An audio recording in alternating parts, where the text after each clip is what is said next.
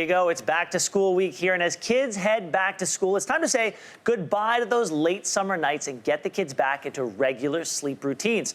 Sleep consultant Alana McEwen is here with some tips. Welcome. Good morning to you. Thank you so much. Okay, there are many layers here. Some kids can sleep through anything. I remember my brother fell asleep during a Michael Jackson concert a long time ago. But for a lot of kids, it starts with creating the proper sleep environment. It is. So we want to focus on blacking out the room as best we can. Yes. These are from IKEA. These are affordable. You can cut them to the window. You can tape them right up. Let me see. And it gets their melatonin flowing, which is that natural sleep hormone that we want flowing. And then also focus on the lighting in the room. So this is a bedtime bulb, and it reduces that blue LED light, which we want to avoid. So focus on creating that nice, conducive environment. Okay, now for teens who struggle with sensory issues, putting yourself to sleep can be a learned skill. So what do you have for them? So this is where they might have difficulty self-regulating, which is really important in the skill of sleep. So things like noises in the house or clothing that they're wearing or being able to kind of calm down and reduce that anxiety. So things like compression socks, these are great articles that they can wear to bed.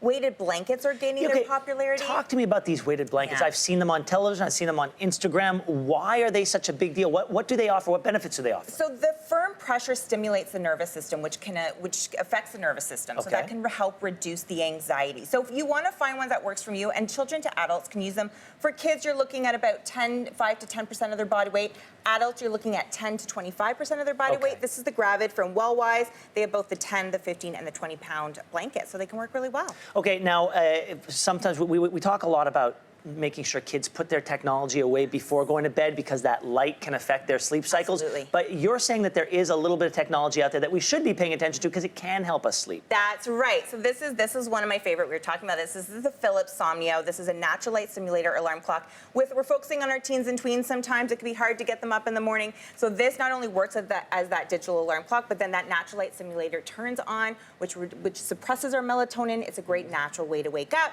We have a sage diffuser, again, building that great bedtime. Choose whatever essential oils work best for you. And then we were talking about the Google Home. This is great for your kids. We were talking about this. I find your take on this type of technology really interesting. Yeah, they can play, if they want to play like a bedtime podcast or a bedtime story, mindful apps, meditation apps, they can play it right through there without looking at those bright screens. But they can listen to an audiobook as well, as opposed to watching a screen if they need to be entertained or distracted. I think that's a great idea. And it's super affordable. Google Home Mini. I was saying during the earlier commercial break that I've told my kids, I've tried to put the power in their hands and said, look, I'm putting you to bed at the time that I think is appropriate.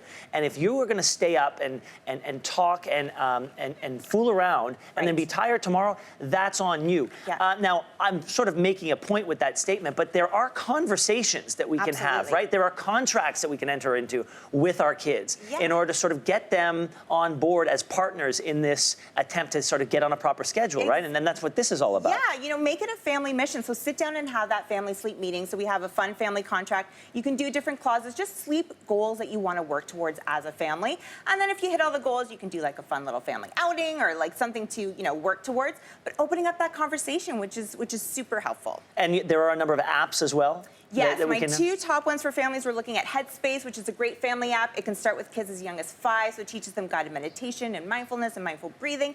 And then Calm, the Calm app, is probably one of the biggest and one of the most popular mindful apps. And again, goes through meditation, mindful breathing. It has bedtime stories that is read by some familiar voices like Matthew McConaughey. So they can really, huh? Yeah, he can put me to bed, that's fine. If you want to zone out, you just pay attention to have him read you the phone book. Hey, Alana, thank you so much. Thanks for having me. Hey, good luck at the beginning of the school year. Yeah, you too. Thanks for watching. If you like this, be sure to subscribe here. And you can check out more Your Morning videos right here.